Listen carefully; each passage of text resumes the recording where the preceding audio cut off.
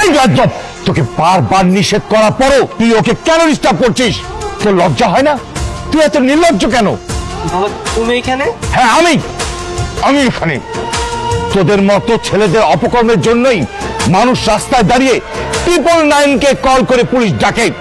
এই, তুই এত নির্লজ্জ কেন রে? তোর নিজের প্রতি লজ্জা হয় না?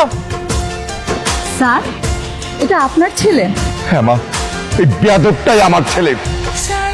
আমি ওকে ঠিক মতো মানুষ করতে পারি নাই। কিন্তু বাবা চুপ থাক, একটা কথা বলবি না।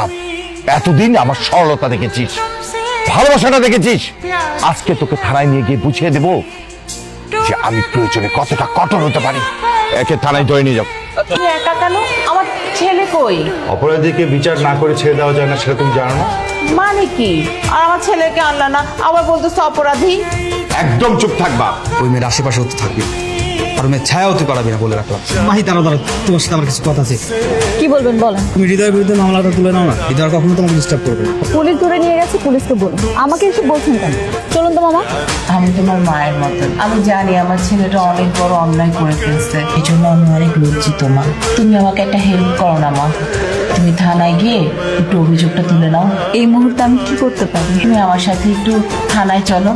আচ্ছা ঠিক আছে। হৃদয়ের বিরুদ্ধে আমার কোনো অভিযোগ নেই। তুমি ভেবেচিন্তে বলছো তো? বাদী তার মামলা তুলবে, এটা ভেবে বলছে নাকি না ভেবে বলছে তাতে তোমার কি? প্রতিদিন এসব ঝামেলা ভালো লাগে না। আজকে ওকে ছেড়ে দেবো, কালকে যদি আবার সেম কাজ করে আসে তখন তো আবার বিচার আসবে। আমি আর ওর বিরুদ্ধে বিচার দিব। সিগনেচার নিয়ে ওকে ছেড়ে দাও।